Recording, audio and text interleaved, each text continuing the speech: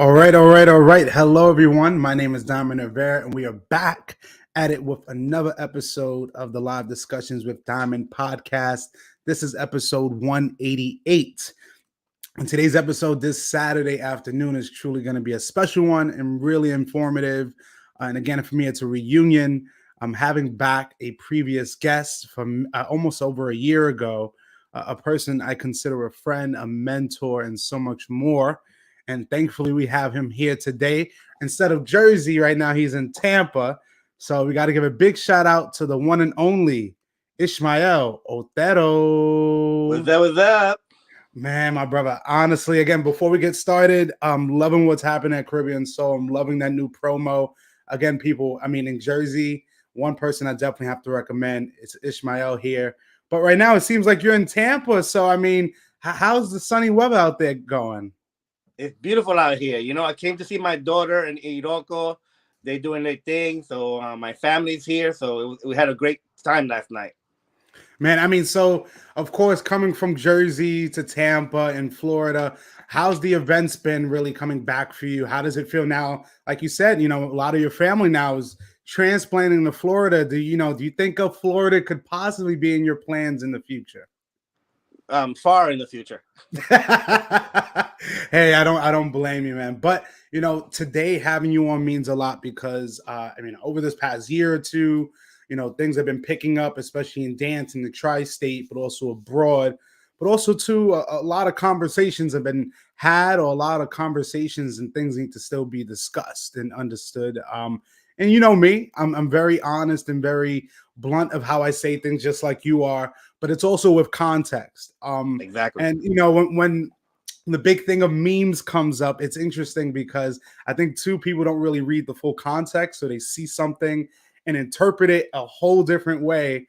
And again, this is why I do that, so we can bring this conversation, because you actually, you messaged me and said, hey, what you wrote, I'd love to talk to you about it because it is something that needs to be talked about. And, as we have talked, we're actually talking about, if many people don't know, I did a meme a few weeks ago, actually a week or two ago, and it kind of caught some steam. It actually, let's see if we can bring this one up. Oh, wait, well, we'll try to get it here. But basically, the focus of that meme stemmed from saying that artists who continuously talk about loving their communities are also the same ones a lot of times not even socializing, not even having conversations with the consumers, the people that pay the $100 to $300 to go to your events. I think I would say, from my experience, and maybe yours, if I'm correct or not, that we've seen these pros, these headliners, these artists that they're on flyers, but the only times you're going to see them is at a workshop, at a performance, and maybe in the hotel room with a bunch of their friends. And, from your vast experience, and we're going to get into it. Our first question actually is going to be, what was your immediate reaction to that meme? Here we go again. That was my immediate reaction. And which is good that you're doing it, because there's always new people coming in the scene that they don't know. We've been there, done that with this, So when I saw it, I go, here we go again, But the reason I reached out to you, because I want to always point out, yes, all sides, yes, because absolutely. One thing that I've noticed about every time people say stuff like that, the people that talk mainly are people that are not the performers, that haven't gone through what the performer has to go through. Yes, and like I said, a lot of some of the top people are not even questioned because they're the top people. They don't have to do anything. Only like the people a step below them are the ones people are talking about. Yeah. And the thing is, it starts like this.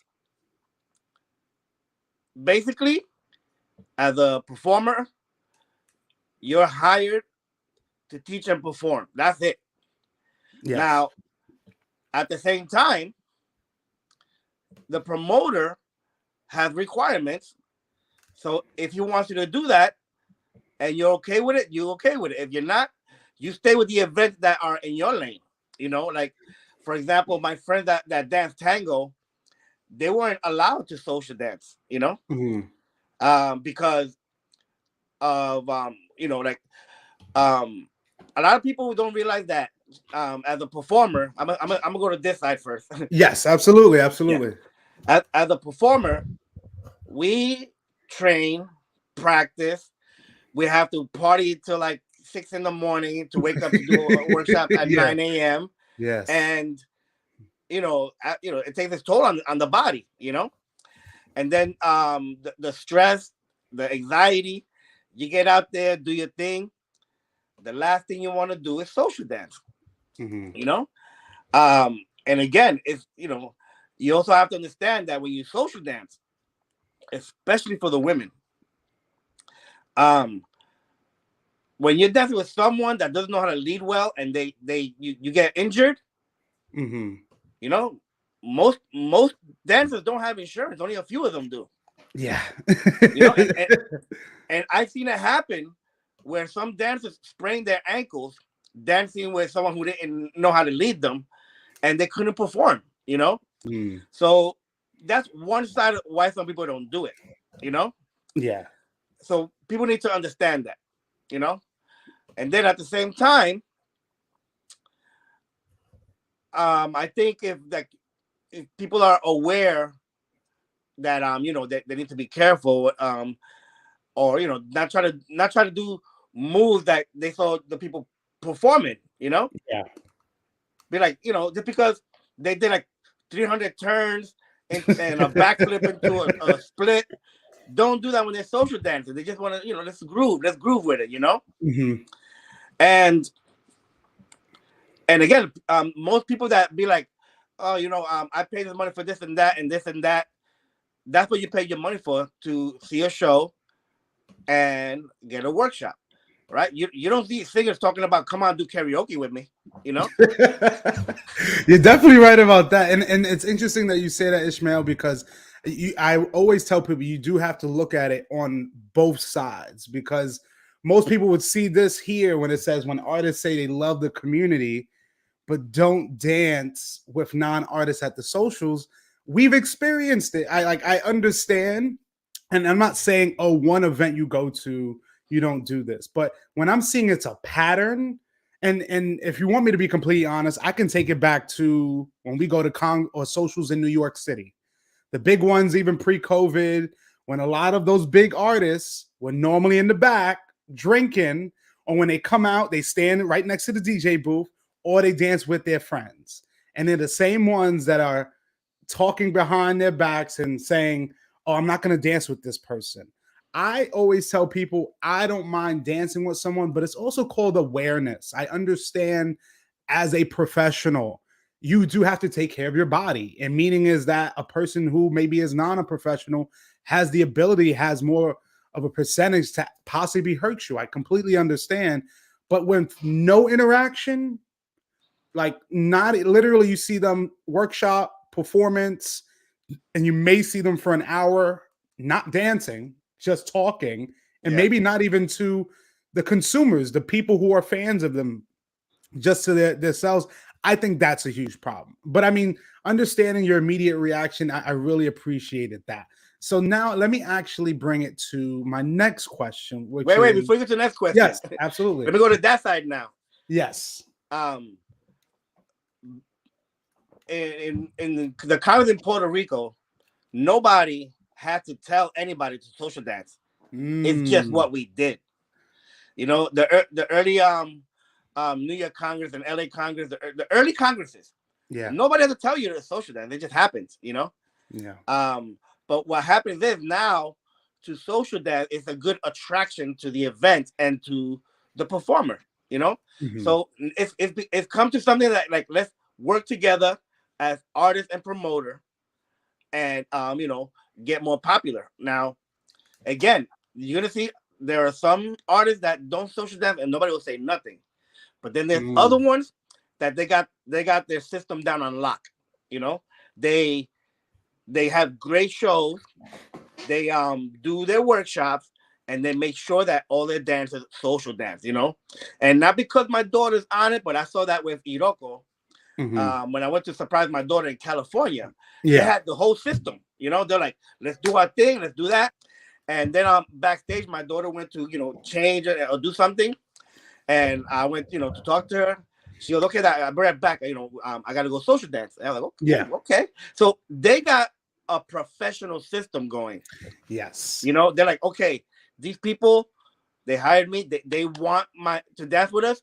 We're going to give it to them, So what my point to all of this that it's different lanes to it, So what I want people to understand is that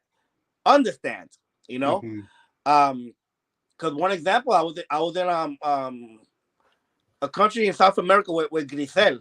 Yes. And she danced, I'm talking about a lot. And a guy was like, Grisel, let's dance. You listen to me, take a little break. My feet are killing me. He goes, no, come on, I know you can.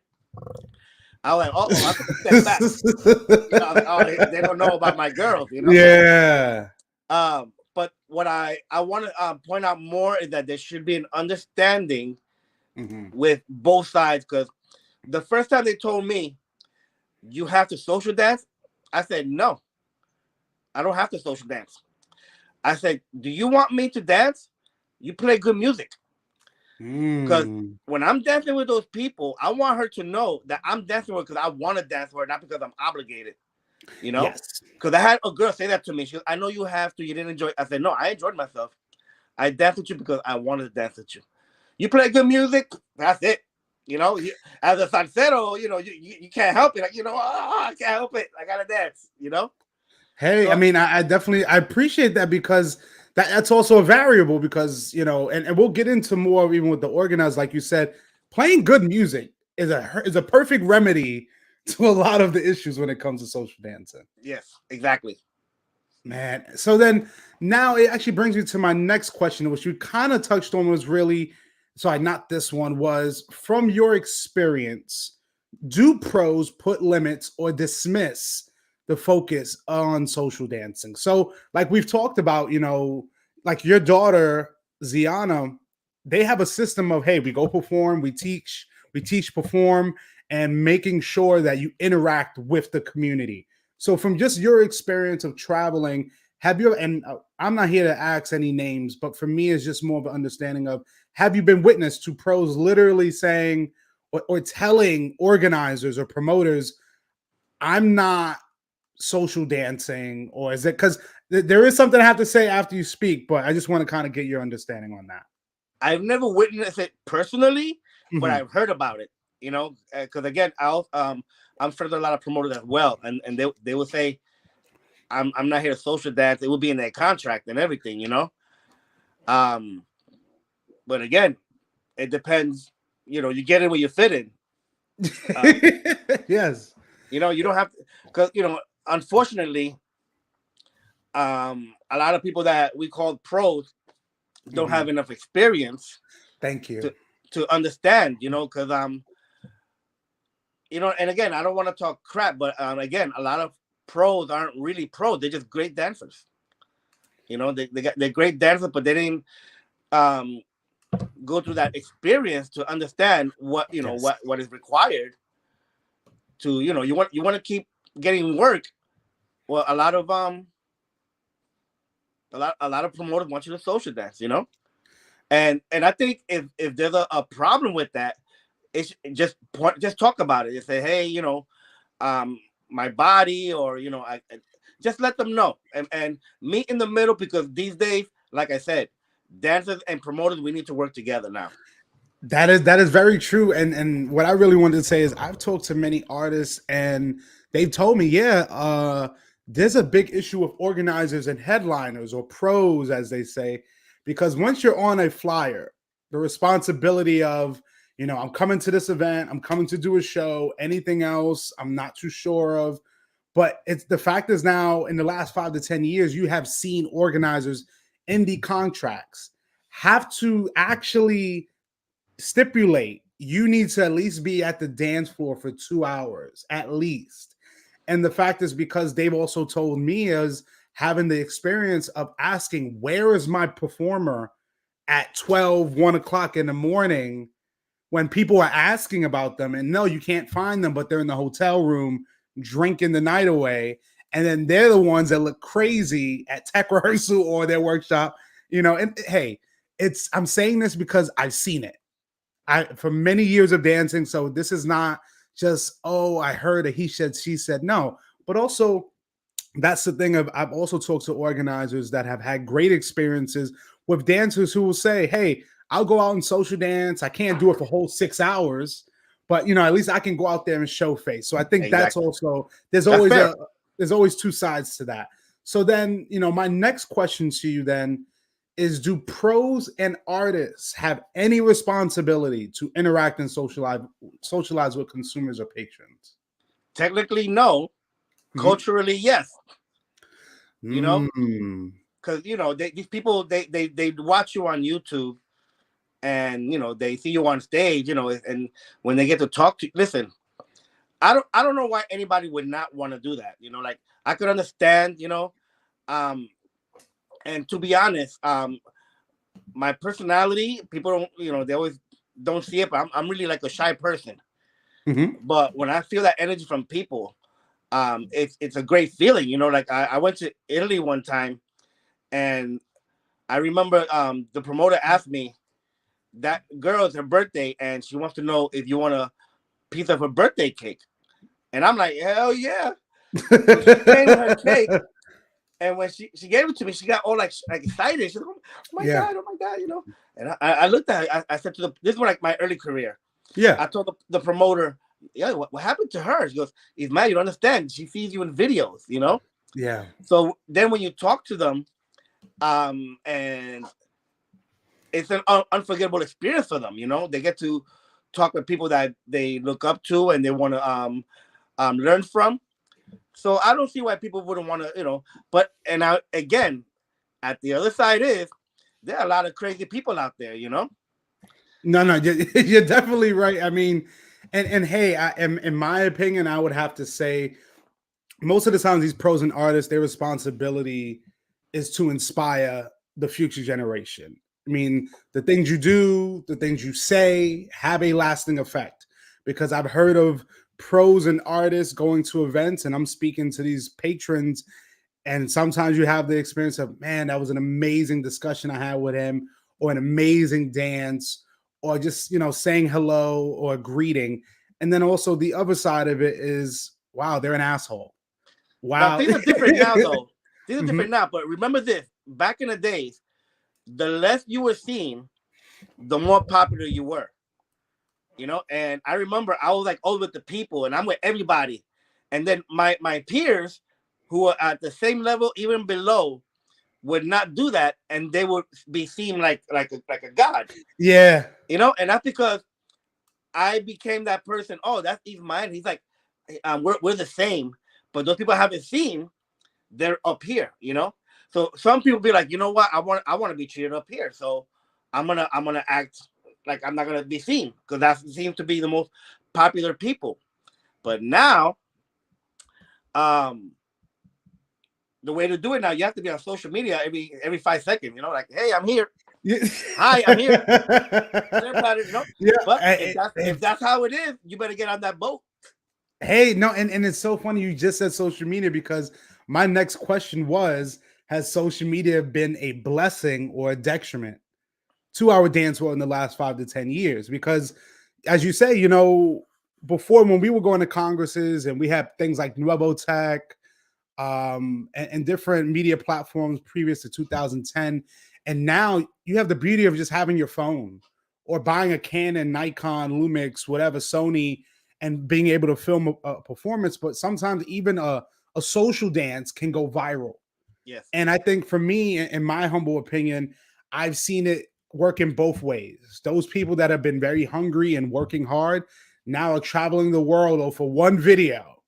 But I've also seen it get to people's heads, egos, and not realize there's always someone new coming. And people will now have to constantly reinvent themselves to make them more appealing. But in your opinion, has social media been a good thing or a bad thing? Actually, it's been both. Yes. It's been both for me. I remember back in the day, people would sneak camcorders to try to film people. Yeah. You know, Yes, yes. someone went as far as to get a grocery bag, cut a hole in it, and put a camera in there while people were doing their shows. Wow, wow. The And I remember like people would take our moves, and it got to a point that a lot of dancers, when they social dance and they would see cameras, they wouldn't do their best things. Mm. So for me, like I said, it's good because I get everything recorded. It's good for me to see if other Yes. people see it. But right now, as far as social media, if you don't know how to mess with that algorithm, nobody's gonna see you. You gotta get technically savvy with that. But for me, basically, it's been a double-edged sword. Because now people they look at my videos, they learn my moves, and then they get hired because they saw their Hey. video, they didn't see my video. Oh my God. But again, that's just how it is. So if I'm like, you know what, I don't want that to happen. So now I got to get on my game. Yeah. I can't be here. Oh, woe is me and woe is me, because I don't became that person. I'm like these mother, Yeah. and I was like, okay, you know what, I have to use social media. Yes. And in the positive way it's helped me is I'm not currently dancing actively a lot, but I repost old videos that Yeah. the new generation never see me do. So Mm. they're like, oh wow, that's amazing. They like it. And then some people they think that's new. I'm like, no, can't you see I'm like 10 pounds there? I mean, I seen what I think it was that video from the Bacari Congress. Yes. That was one of the first ones. I mean, that right there was a legendary event in itself. I mean, of course, it is no longer around. I believe it's been renamed and the host of it, but realizing the history, realizing that maybe yesterday's footage is today's inspiration. So I mean, it works in various ways for many people. I mean, we got my boy Rob Grisco here just showing love, saying, you are the GOAT from Philly to Jersey right now, that love. So it's very interesting going from the social media. Now, my question to you, because I know you are definitely a person that can answer this for me, is has Latin dance culture shifted in any way in the last 5 to 10 years? Yes. It shifted many ways in both positive and negative. Mm. Um, I'm gonna go with the negative first because since we were talking about social media, the dance itself became social media, where Mm. people are getting into this because it's something to do. It's like the Facebook of the dance world, where I don't care about the culture, I don't care where it comes from, I don't care anything. I just want to learn this to meet people, be a part of a community. Mm-hmm. So then when you ask them, questions about the culture, like you said, they have no clue. You know, and of Mm-hmm. course they're not obligated to know, but it's like learning. You want to learn how to dance hip hop, but you don't know who Biggie and Tupac is. I mean, hey, I would say they pick and choose kind of where they want to put their foot in. Yeah. So then again, then that's when you have the people complain. You have two sides now. Mm-hmm. Oh, these people don't know what they're doing. They'll dance to any song. They don't care what the culture is. Yes. And again, that's totally fine. But again, people need to realize those people are out there.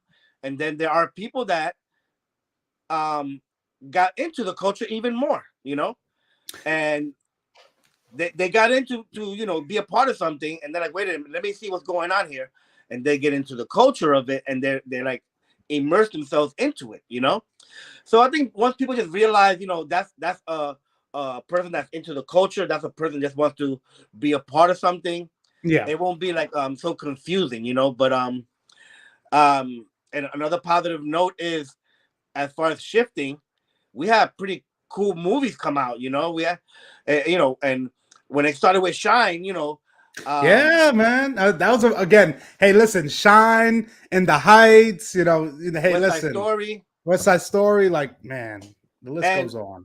In the Heights, got the dancers after they saw the dance scene of Shine. When they saw that last Mm. dance scene, they were like, hey, that's what I want. And In the Heights for me is one of the best movies that I ever saw. But people need to relate as far as a Broadway play, you know. You gotta be Yes, like that. there's oh my god. I mean, there was that big fuss, just the correlation between the original play and what's now through the topic of colorism. There was so much there, but I understand too from the dance. I understand both sides, but I do understand from the dancer side of representation, like Yes. to actually see people we know we've danced alongside with at one point in time. Everybody, to see them bro. on to see them on To the see big screen. everybody in one spot. Not only our salsero friends, our hip hop friends, and people that have done fusion. You know, Yeah. like Violeta. She's one of the first people. I want to say I'm the first, but she's one of the first people that did fusion with salsa. You know, and she had both worlds there, and we saw people from that world. And I mean, it's amazing because when we went to the to see it in the movie theater, Yes. our theater was all the dancers, and it was amazing. I mean, the noise, everybody went crazy, you know. So it was a big shift, and I had such a small part. I just shenaned and I said bye to the girl, and I didn't see the camera, so I just do it again. I'm like, so you know me, I started acting like a clown. Yeah. I started getting delirious, and in one of the shots I went like this, and they put that in the movie. And you know, when I saw John M. Chu, I said, hey man, you know, thanks for putting that little part in the movie for me. And he goes to me like this, and I'm like, you remember that part? And he goes, that's what it's about. You know, that's what it's about. You know, fight the power and stuff. And I'm like, my God, just a small part made a big difference. You know, so I think it shifted to a good direction. Criticism and all, which I disagree with, but that's my personal experience. Yeah. I think we need to take from that, from Shine, In the Heights, West Side Story, and keep it pushing. Let them see more of our culture, you know? Let's train more to be more on the big screen as far as Latin dance and the culture of it, which has a lot of different influences, you know? Don't give me no money. I'll make the best salsa movie out there ever. You know how I'll do that? How? I'll just be like, what happened in 2001? Oh, that happened there. What happened in 2003? Oh, there was so many things happened in the scene already. I just gotta pick and choose and put a timeline. Hey, I mean, again, that's through your experience because you lived it. I think that's the biggest change because so many people give secondhand information when if you weren't there. Like when I tell people the simple thing of you complain about a 10 p.m. showtime, imagine a 1 a.m. or a 12 a.m. showtime, and you're backstage popping Red Bulls until you get on, and then you get off, get changed to come back down, and then dance. And then you have tech. Yeah, you have tech at 8 or 9. I tell people this, you have the luxury of how when it used to be back then and it was kind of a trial and error process of what fit. Yeah. But, you know, I think too, as well, with time comes change. So my next question then would be, do you see a need for change? Of course, it can be through individuality, creativity, but from your eyes, is there something that you really want to hit on the head about what needs to change? Bro, the main thing that bothers me, you know, this is the main thing. This kills me. That's why I became that guy now, you know, is now you have people that when they take classes, they try to be somebody else, you know, try to look like every little mannerism. I mean, everything. It's always good to, you know, oh, I like that about, you know, and you know, you copy little things here. We all do it. You know, you know, Frankie started with the ripped jeans. Thanks to him, I got to wear jeans in the clubs.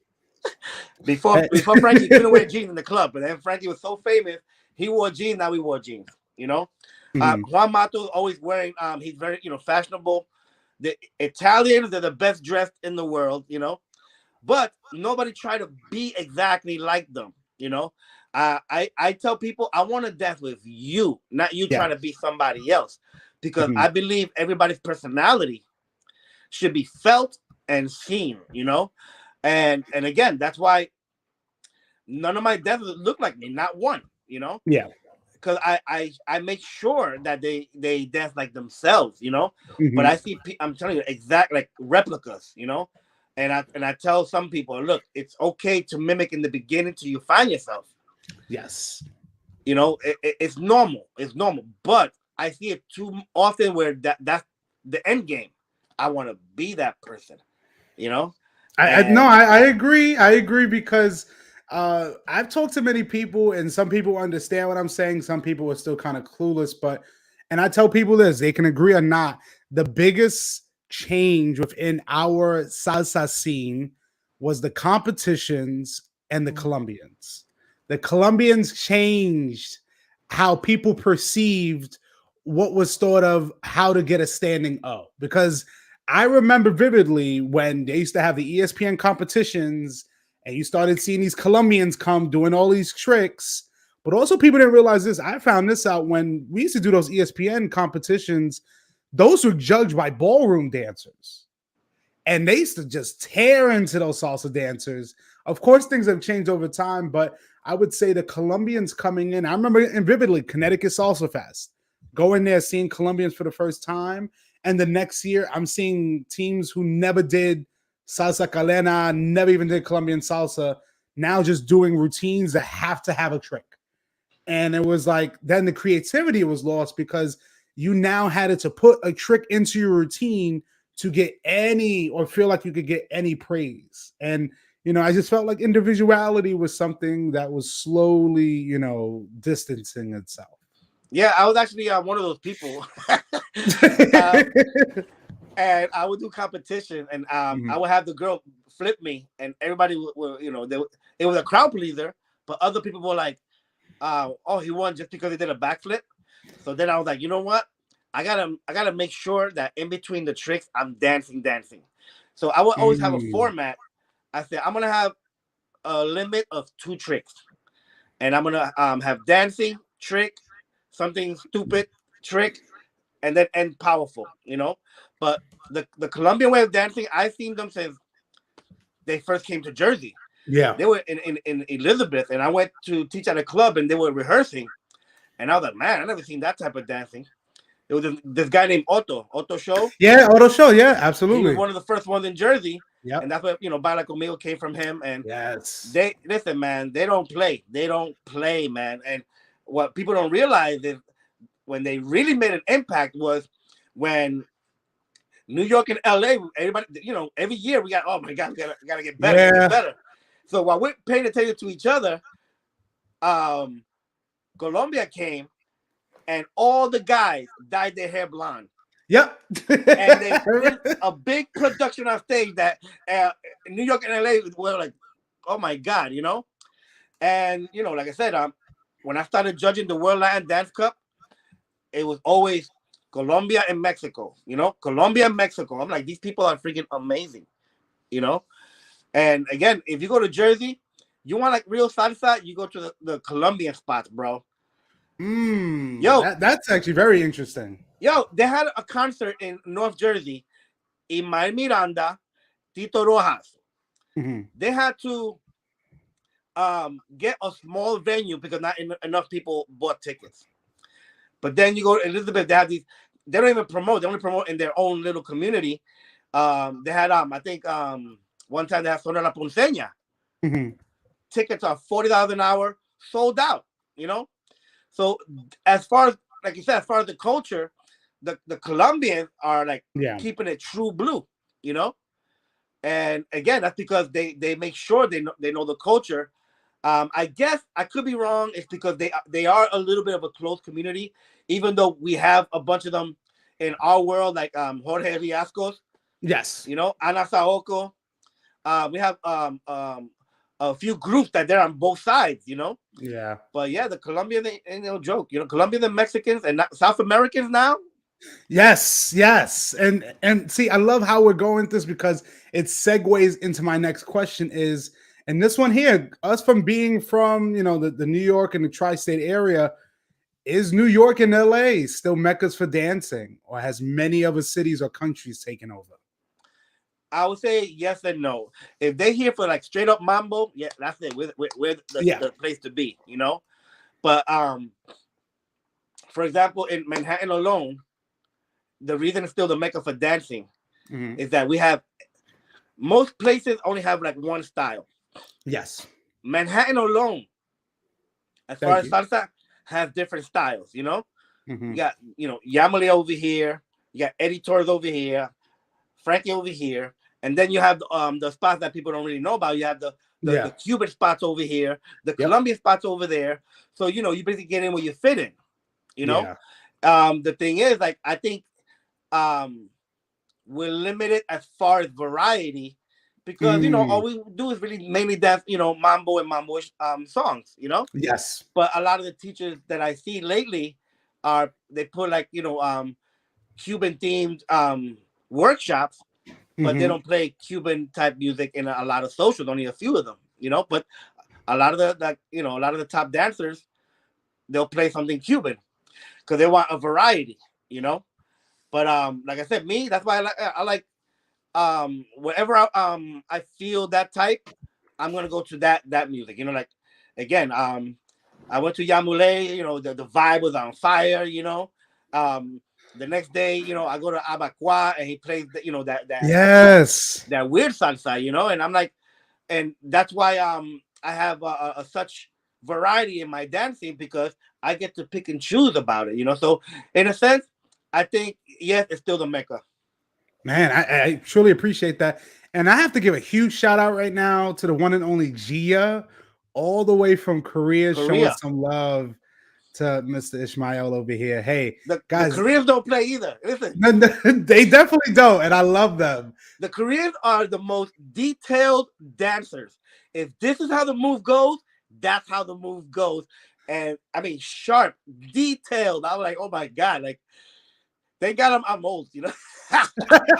Hey, I wouldn't say you're old, I would say seasoned.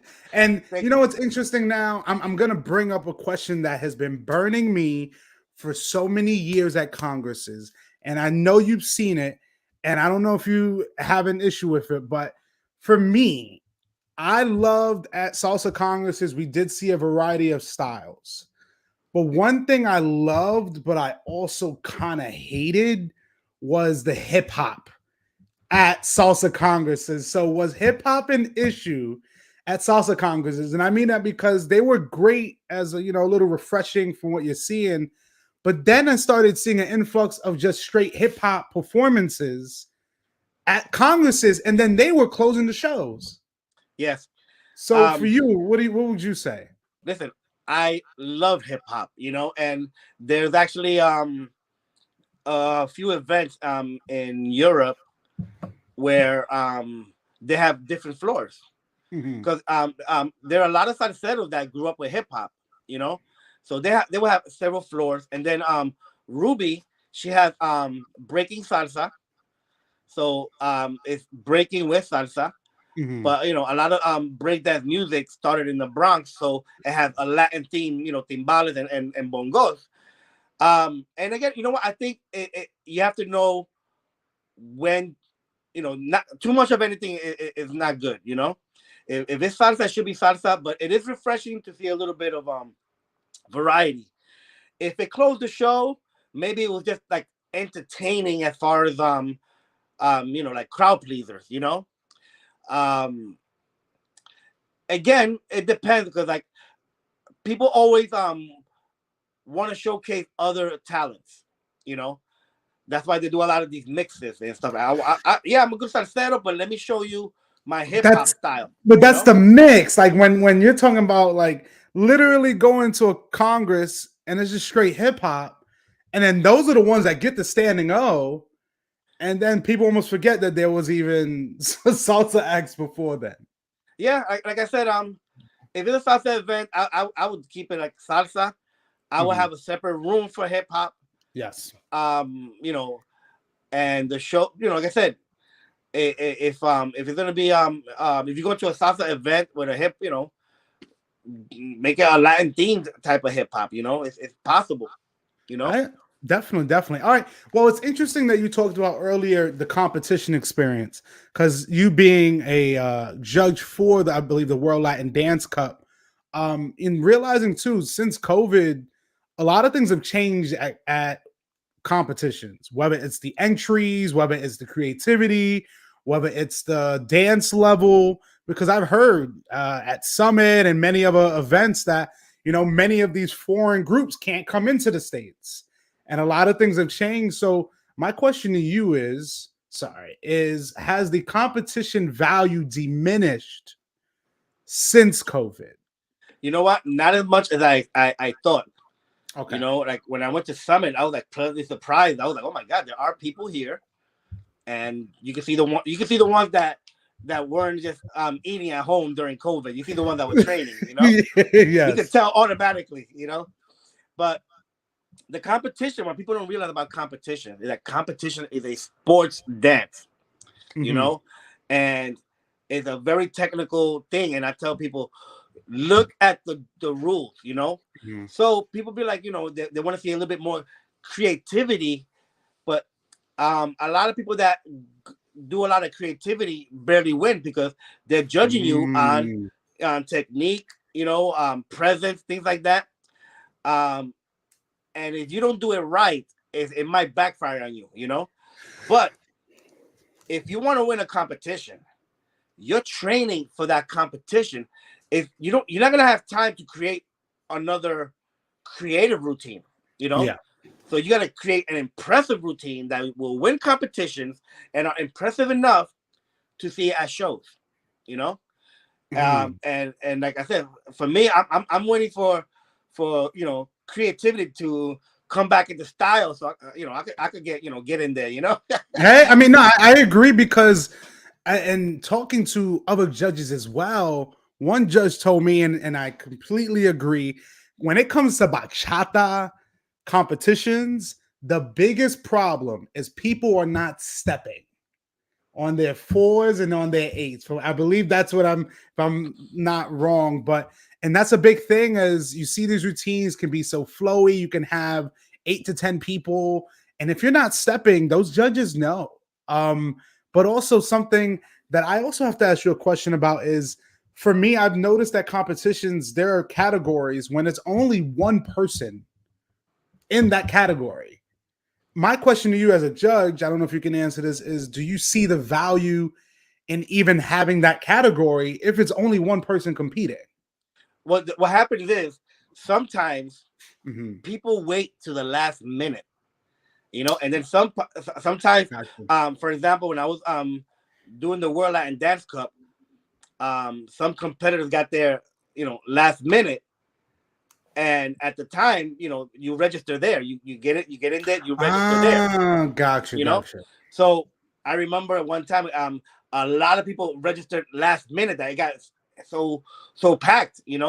So they want to leave room open for things like that. And then on the other side, you also have to understand that maybe they see that it's going to be small now, but it might grow in the future. Gotcha. Because that's what happened with bachata. We can definitely bring that up because me and you have been around a very long time, and we remember when bachata was in a small little room, or maybe even just a dance break. Yep. And to see how far it's grown now, the resounding question that many people have, that I have as well, and I will bring it up because some people think it's controversial, whatever side. But the question is bachata taking over? No. It's just, you have to understand. Again, look at the Congress in Puerto Rico. There's no bachata, not even one. It's packed because those are salseros. Yes. Those are salseros. If you're a salsero, you go to a salsa event. And it goes back to what I said, the people that just want to be a part of something. So you go to, I want to be a part of salsa, but you find it a little bit harder to learn the cool moves. Then you see bachata, and like, wait a minute, this is more appealing. It's easier. There's more people. So again, you go down that way, and it goes to the type of person you are. If you're a salsero, you go to hardcore salsa events, And people they're always trying stuff. That's what, when you have the events that have salsa and bachata, they try to maximize on both. Yeah. And that's the beauty of having that choice. You know, you want pure that is salsa, true. you go to Puerto Rico and in those spots. You want a variety, you go to the the BKSs and Yeah. BIGs, Elemental Peace events. You know, and like I said, you get it where you fit it. You know. Absolutely. I appreciate that because I think too, you have to also put that responsibility on promoters and organizers because they need to know their city. They need to understand that demographic of what people and the consumer likes. Because I get it when you say this is what I want and this is it, but if you don't find a way to cater to your audience, it will backfire. Yes. But I think also now, and of course, DJ Johnny John here says, "Is bachata taken over?" No, love it. I mean, hey, it's the honest truth from people because trust me, you have it on so many different sides. For me, no matter what, I will always consider myself a dancer, a person who, if I had a choice to go into a bachata room or salsa room, I'm going to the salsa room. Just my personal choice. The energy is different than it is in a bachata room. But I would say this in the last 5 to 10 years. Oh, wait, even before that, Vilma says know your market, which is very key because the New York International Vilma. Salsa Congress is coming back this year, I believe, Labor Day weekend. So, I mean, guys, you got to get ready for that. But even with our scene has changed, I would always say 2010 was like a pivotal point, especially when the influx of bachata with Ataca Alemana, but also other artists. And I would say even past that, even currently now, the issues we still deal with from the past, we're still going through now. And what I mean in particular is a lot of times the negative elements. And for me, my question to you, and we're going to dive into it, is in your opinion, do you feel that there's a negative element in the Latin dance scene that needs to be corrected? For example, sexual advances, sexual harassment, and etc. So now again, people don't real love you too, Vilma. People don't realize if you wave, meat in front of a shark, he's gonna bite. Mm-hmm. But at the same time, if he bites, he has to get put down. You know. Yeah. So what's happening is there's a huge event where people are dressed nice. The women look gorgeous. Mm-hmm. We're dancing close. We're dancing music that makes us feel, like passionate. Mm-hmm. Latin dance is very passionate. Mm-hmm. And then on top of that, there's liquor. Aside from that, there's hotel rooms. How the hell is you're gonna have a few like weirdos go in there, excuse me. And a lot of these events don't have bouncers because you don't really need it, but at the same time, there has to be an awareness. But a Mm-hmm. lot of the new people don't know these things. They Yeah. need to be educated. Which for example, Rudy El Tigre, he'll Mm-hmm. get on the mic and he'll let everybody know the deal. He goes, um, when we dance sexy because that's my girl. Ataca Alemana, they're a couple. We dance like that. He goes, but so I give him a lot of respect for people that do that, like Rudy and a few others.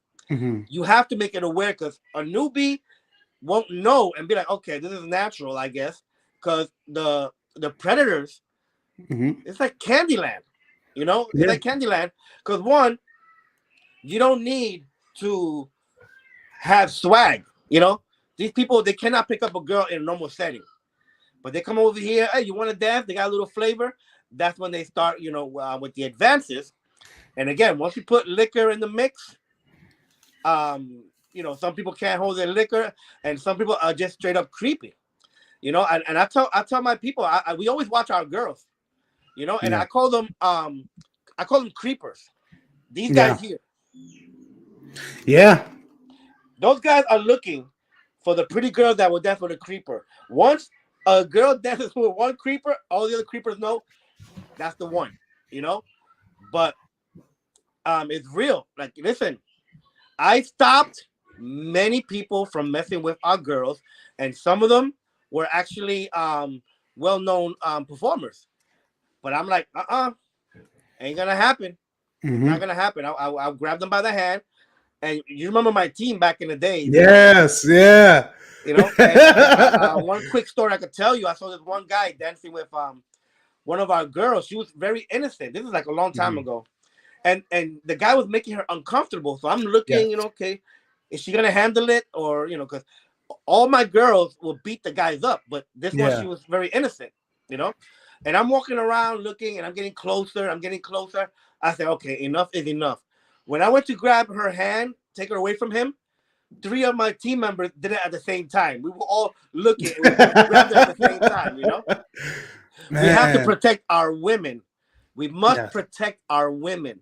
But the women need to let somebody know, because it's a weird environment when you don't feel like you could tell anybody, because then the whole world will know. They'll be against you. You feel alone. I've had many messages. People come up to me. Once they know that they could kind of trust you, the floodgates open, and that's not a good thing. They need to know that they could count on anybody. Just point it out, and like maybe have the promoter have like a box where they could put in the complaints or something, or something. But aside from that, anywhere you have a lot of people together, people let their guard down. People let their guard down because we all have a common interest. We're all immersed in this beautiful music and culture, connecting with people, and we don't know these people's personality. I've seen detectives dancing with drug dealers, and they don't even know it. I said, enjoy that dance, because after the show, as men, we have to protect our women, and as women, you have to let somebody know.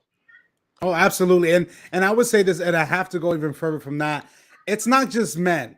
There's also women. But right now, what I am talking about is men.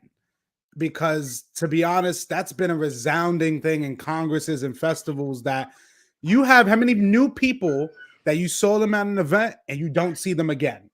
Because a lot of times when you do get to speak to them, they'll tell you, I had a lot of bad experiences with uncomfortableness, and that's the biggest problem. And actually, it's interesting. We have a question here from Brianna Williams. She asks, do you think that all dance events should have a class dedicated to dance safety? If I can interject, I would say yes. I would personally love to do a class on that, from my experience of traveling, of talking to organizers, of talking to even victims, and understanding from their perspective. But from you, what would you say? You know what? I think it's necessary, but the people are not going to go to it. People are not going to care. They haven't experienced it. Now, what I would recommend and suggest is, just before the show, while everybody's sitting there, project it on the screen. Like the movie theaters. Yeah. And be like, be cool with everybody. Don't do this, don't do that, or have the promoters do more of that. Do more what Rudy does. Yes. Have it in the pamphlets. Find a way to make sure that even people that are not interested are gonna see it. And know that there will be consequences. No, I definitely agree. So actually, kind of coming from that and understanding that, I have met people in the dance scene years past, thought were really nice people, and then years later learning so many stories about them, I don't even want to associate. But a question I have for you is, if any artists are proven to have engaged, participated in any domestic violence or assault situation, should there be a consequence in relation to their participation?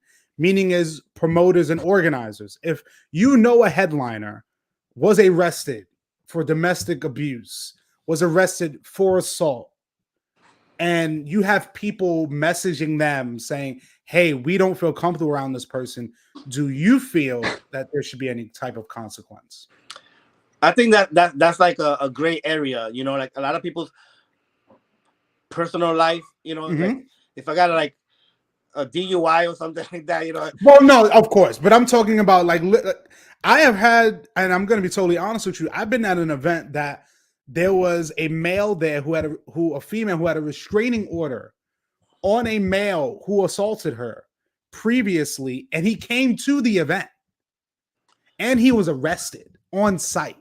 But the gray area was that he said, I did not know that she was going to be here. Well, I think once he saw her, he should have left. But at the same time, the promoter needs to take care of his people, the consumers. If your consumers don't feel safe, then there's a problem, and you don't have to be mean about it. Just say, look, man, I'm sorry, but she's not feeling comfortable. This is not a good look. I'm sorry, you can't be here. And or if he don't want to listen, just beat the shit out of him. I mean, it's funny because even when I did my whole post, my whole video, many people didn't really understand the context. When I mean I got you, is that when I see you, I'm going to take you to the side and we're going to have a conversation, because the person that I knew from 5 years ago is not the person that I am seeing in 2022. And my thing is, I can't associate with someone that can do that and still come into the public eye like nothing has happened.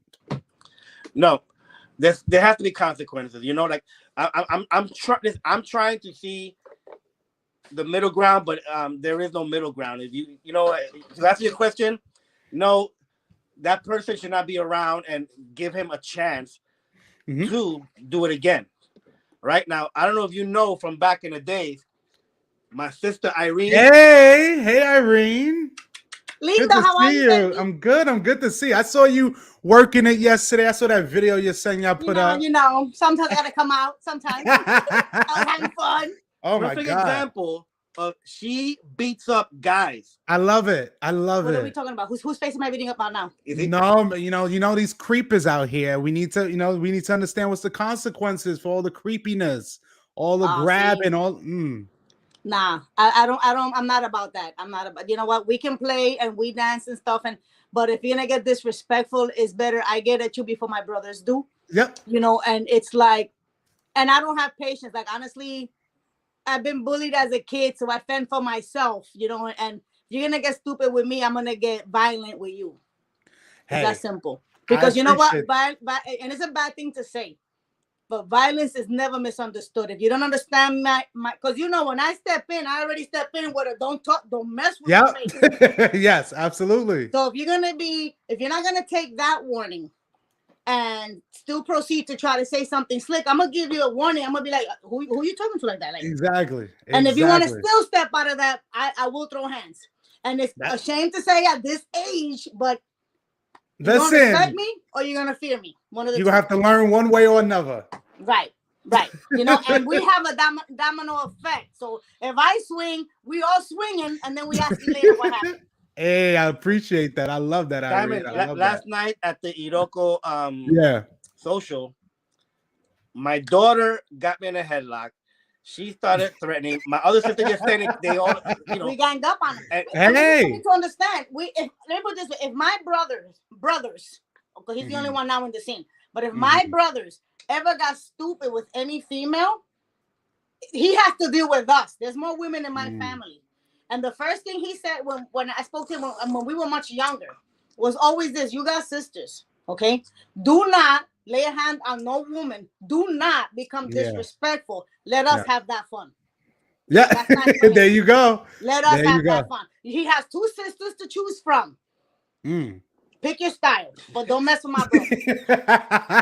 I love it. My brother wants to act stupid. Hit me up, because you know how it is. A lot of families, oh, well, he's your brother. Oh, and they try to put an excuse as to no. Nope. The minute there's a situation, if he was ever get into a fight with a female, the first thing I'm gonna ask him, what did you do? Yeah. Did you touch her? If it's in self-defense that you're just pushing her, okay. But if he swings, I'm gonna whoop that booty. And then I'm gonna whoop that booty.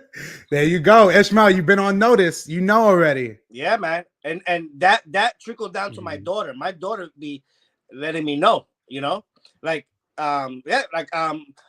go to an event.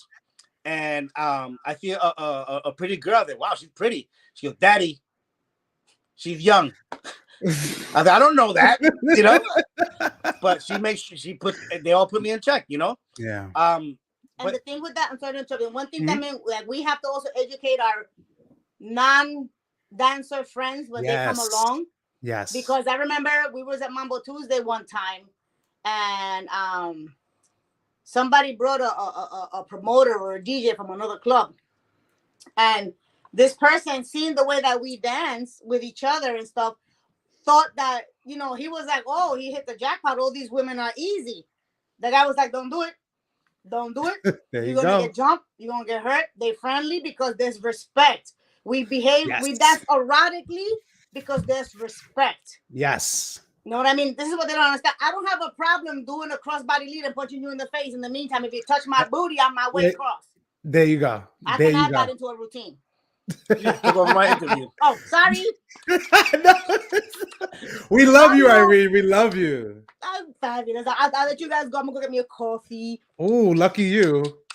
Now that's love right it's there. Good to see you. Take care. Love you. See you. Bye, baby. No, Ismael. First of all, like, you know, seeing Irene again was special, and realizing too is that again, people are tired of the same shit that we were dealing with before. And sometimes, hey, we can have a discussion, but then there's sometimes like, hey, we gotta find a different discourse. But you know, realizing too is that people like me and you, and in 2022, I see more people opening up about their experiences than 2015. And I think that's a very good sign. Yeah. And for me now, as a videographer who works with organizers, they're now asking me, what can we do to change? And the thing is, of creating more, maybe if a dance safety course, like you said, having those announcements during events for dancers and non-dancers. Yes. Understanding cues, understanding social cues. If somebody, because people don't realize the amount of footage that I have, but the amount of footage that will never be put out. Exactly. Because I don't have to, there's been times I see something uncomfortable afterwards. I contact that person, figure out what's the situation, because I'm diligent, because I actually care. But you know, actually, before we get to one of our last questions, I have Ruby here saying, similar to youth, women, men need to know that there are people who champion them in case any type of violation. People can not expect people to open up about their abuse without any professionals there to support their social emotional needs. But this should be supported by team studios to prepare members before they go to events in order for a community effort to protect and educate. She says, I have denied people from performing entry because I have been informed or confirmed a violation. Listen, Ruby don't play. Yes. Ruby has a lot of kids in her event, and that's her main focus. And Ruby is like this tall, but you know, she has the heart of a giant. Yeah. And she wants to make sure that you know, everything's a-okay, you know. And unfortunately, Ruby, you know, people don't realize like the struggles that she has to go through, you know, not only as a woman, but being mainly you know, after David Melendez passed away, you know, she was left to fend for herself. And if people were just to see the hard work and dedication that she's still doing, I mean, you know, she has a thing where she gives you know, kids college money, you know, things like that, and you know, she's always been a fighter for everything. So you know, I'm glad she said that. But yeah, people need to be aware of all these things, and we all need to have our eyes open and be let's be real human beings, basically, you know. Yes, absolutely. I think bringing that humanity aspect, and that's really why also I do this podcast, because I separate the artistry from the human, because again, we are the same, but we understand after you get off that stage, you're still Ismael Otero, you know, whether you're a performer or not. And remember that when people come into the scene new and they see all this going on, it's going on, but you know, there's no disrespect. They think it's a norm, and then they're gonna end up with someone who's not such a nice person, and you know, make a huge mistake. That is very true. If it's mutual, everything's cool. You know, hey, you know, you do your thing. You know what happens in this event stays in this event. But people are easily influenced, and they might get with that wrong person, and I remember a long time ago, this young girl, she tried to kick game to me, but not because she wanted to. It's like she thought that was the norm, and to be accepted in the norm, I said, "Mama, don't do that." I said, don't. I said, these people, I said, all these girls, they've been doing it long. They know what they're doing. They're women. These are women that know what they want. They know what they know everything. Yeah. I said, just do you. I said, don't be influenced by how the scene is. Yeah. There are people that know what they're doing. They know what they want. And there are people that think that that's a norm. And I said, no, you must be comfortable in anywhere you go. And there are people that will protect you. You just gotta find who they are. It's true. And I think too is as well, really us having this conversation is needed because there is a person right now that will see this and say, wow, there are people that are actually going to listen that actually care, because too many times I have spoken to victims privately who tell me the only reason they didn't say anything is because their community would turn their back on them because this person's a professional. This person helped me how to dance. How could they do that? But I tell many people, even though you didn't go through the experience, doesn't mean it didn't happen. But my thing is, I tell people too, is when someone who knows a victim comes to me and wants to tell me, I appreciate that, but I need to hear it from the person, because going from secondhand is like a game like telephone. And again, I appreciate everyone's experience, but when it dives into something personal between one party and another, I'd feel more comfortable the person that it went from would feel comfortable talking to me privately, then I have to hear it from someone else, because then trying to have that conversation is crazy in itself. But realizing too, Ismael, that this conversation that we have had, many people always have it privately with their friends in the hotel room. We're actually having this publicly, that people from Korea, people from the West Coast are watching right now. And again, people are understanding, yeah, this stuff has happened.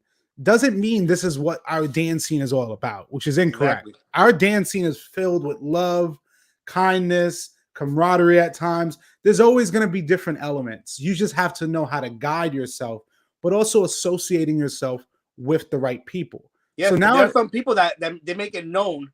If you have any, you did it one time. If you have any problems, you could come to me.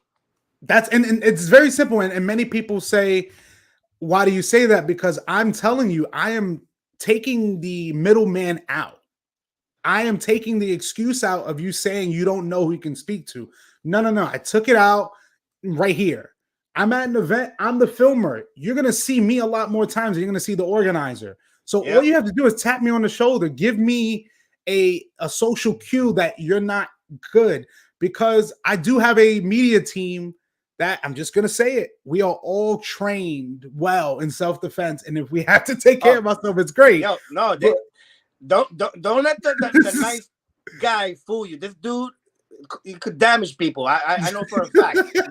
It's just, for me, it's that I tell people when I come off the video I just posted a few days ago, many people are like, wow, you were really emotionally charged, for a good reason, because I've been hearing this since I've started in this scene. And the difference is there's not many people want to talk about it because it's going to hurt their bottom line. And the thing is, I tell people, if I didn't get one more gig this year, I am perfectly fine, because at the end of the day, as long as I inspired one person, helped one person, made someone smile through a video, my job was done 5-6 years ago. I do this because it's a passion of mine. And also it makes me realize, if you're a promoter that enables that and doesn't care and just cares about the money, I don't want to work with you. And I could care less if it's a huge event that thousands of people go to. No, I don't want to associate. But also, I tell people, I hold myself accountable in saying, when I hear stories about people I know, I'm going to speak to them directly. I'm not going to make a Facebook post about you and do a shame campaign. Yeah. No, we're going to speak man to man, and we're going to figure this out, because I don't need you in my circle knowing what you have done, but also me being able now to warn others about what you have to look out for. Because again, Diamond, you just made me realize something right now, and I just feel like that. I'm guilty of this. A lot of us are guilty of this. Mm-hmm. Is that when we talk about dance, we always tell the guys, if if you dance good, you could get women. Mm-hmm. You know, a lot of people do. I've done it myself. I feel stupid now, but it shouldn't. You know, even though it's true, we should not promote it. You know, because I when I first saw it, I saw the ugliest dude with like supermodel chicks, just because he could dance, Yeah. And I'm thinking, I'm like, look, I don't care how good she dances. If she ugly, I ain't gonna get that number, but we have to stop promoting it in every way. And, like I said, make everything a fun experience, Yeah. I definitely agree. And honestly, it's people like you that I appreciate because you're honest and transparent. But you do see that there are things that are great, but there are some things we need to improve on. And that in order to become a better community, whether it's in New York, New Jersey, and abroad. And now I think it kind of helps me lead into the last question I have for today, because we've been going great right now. And I definitely want to have you on in the future and discuss more about your plans with dance and more in the future. But my last question for today is, what are the steps that organizers can take to improve their events through 2022 and beyond? All right. This is something that people need to understand. And not only promoters, but also dancers. Yes. It's like anybody can do an event. If you got the funds or the means, you could be like, I'm going to do a Congress. Yeah. And it's a disaster. I see that happen a million times. Yes. Now, my suggestion is look at the promoters that are still doing it. Excuse me. Ask advice. Ask them, because they know all the little things that will snowball into a big thing. Gotcha. And do the research. And when you're ready to do it, go for it. But a lot of people do it because of the wrong reasons, ego, status, but for me, experience is key. Unfortunately, we lost the big three, Choco, Albert, and David, those are the easiest people to go to. And, you eat the meat, throw away the bone. Yeah. But as you saw, we had Ruby, we have a lot of people that have a lot of experience in this. Talk to them, and then do your research and put every worst case scenario, because back in the day, the main thing was people would do an event and be like, they'll pay the artist when people buy the passes. Yeah. Then all of a sudden a hurricane comes and only like 5 people show up. And you're like, hey, dog, have everything prepared, or have like an understanding, like let people know what the deal is. But do the research and do it for the right reasons, and understand that is a process of learning. And to make them better, see what the people want. And you know what? I don't know if you noticed, but there are a lot of events that are kind of like they're not really big on shows anymore because people don't want to see shows anymore. And again, it's because they're not putting quality on stage. Listen, we were scared going to the LA Con, going to Puerto Rico, seeing these amazing dancers. That's why in Jersey, everybody thinks I'm like Hitler. I'm like, no. I just want the basics. But if we're gonna dance before or after some of the best in the world, we gotta put in the work, Thank you. And I have a lot of friends that won't hire me until I'm on point.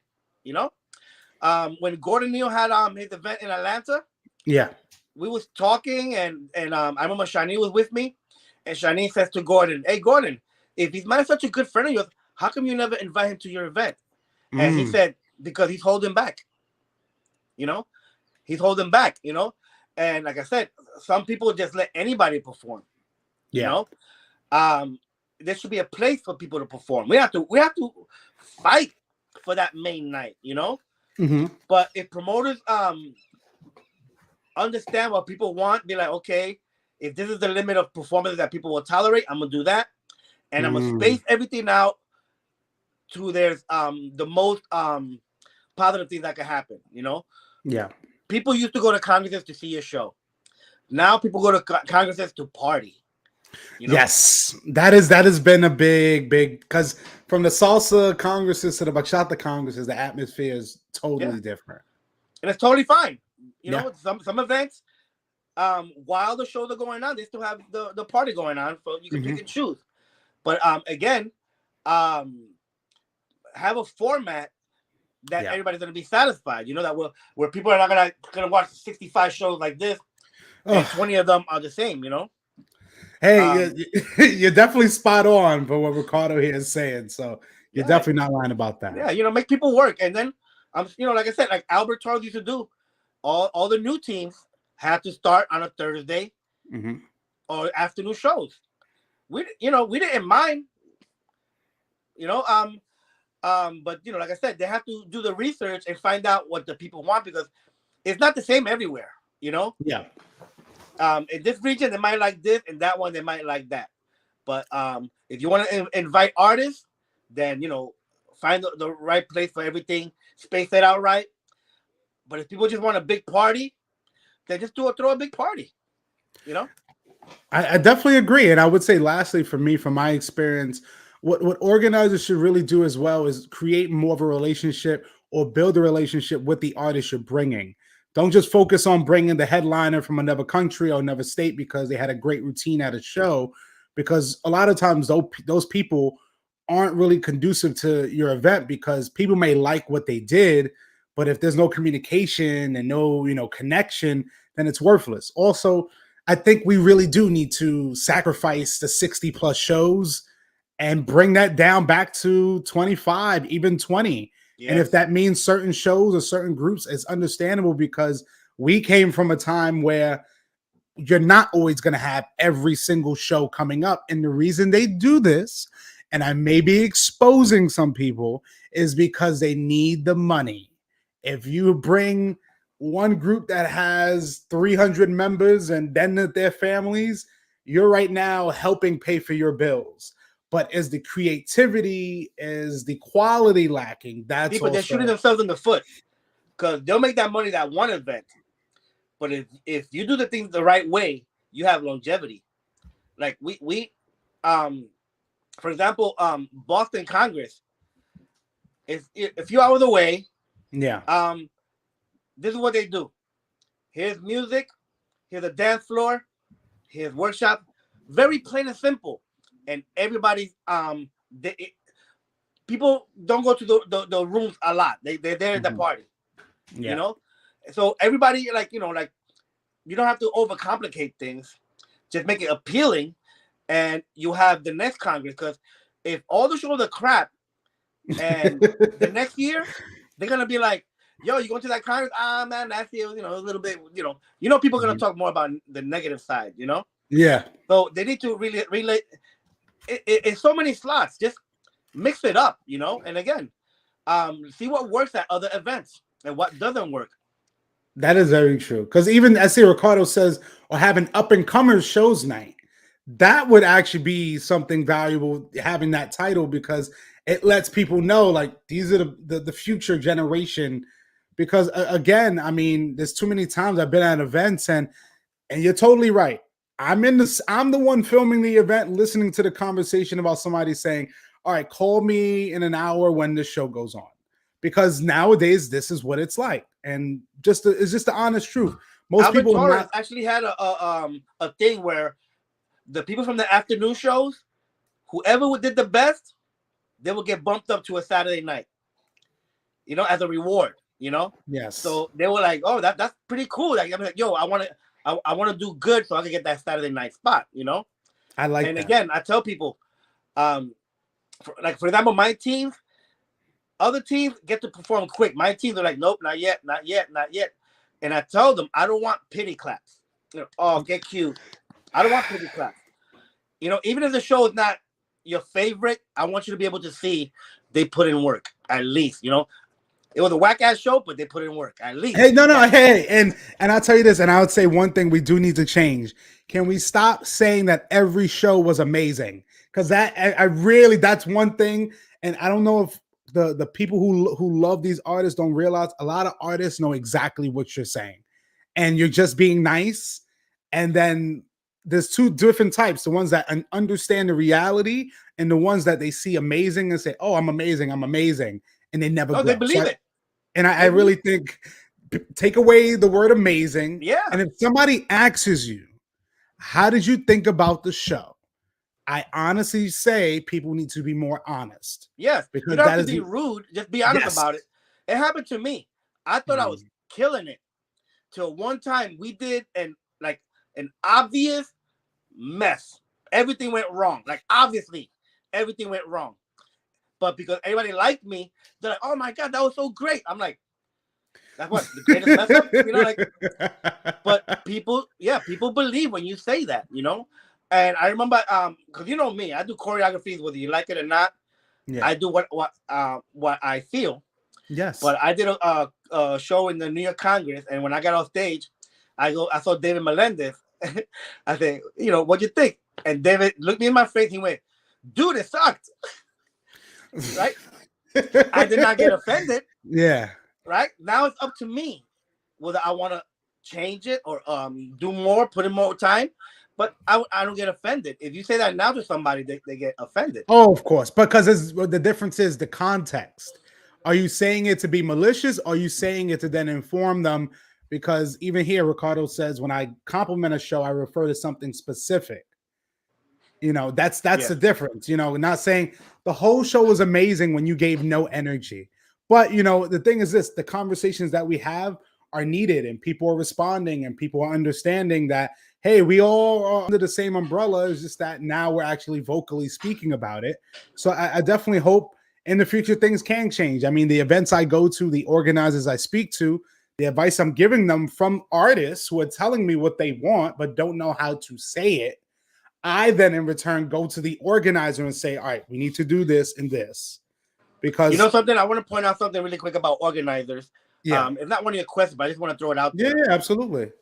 Sometimes people like bump heads or make mistakes. If anything like that ever happens, call the person up and fix it.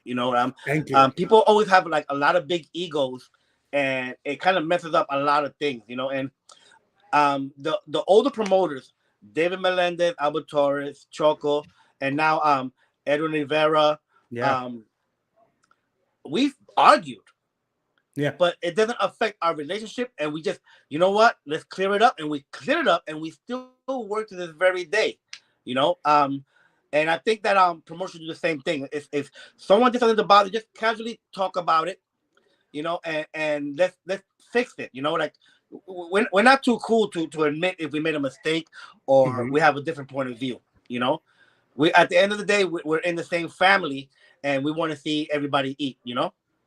Definitely, I appreciate that. And honestly, Ismael, I appreciate you again coming on, us having this discussion, because it was well needed, and I feel for me it was with the right person. The person who can understand on all sides. And I think through our conversations, we're helping the scene a lot more than 10 years ago when nobody would dare even speak about it. Exactly. So, I mean, it took time, but rather it took time and it happened, than it takes time and nothing ever happens. And, Ish, hey, I know you're doing great out there in Tampa. I can't wait for you to come back to the up north. And, I definitely want you on another episode, and let's talk about what's going on in Caribbean Soul, how Jersey's doing, and what you've been up to, man. So again, I appreciate you and appreciate all your time. Thank you for having me, bro.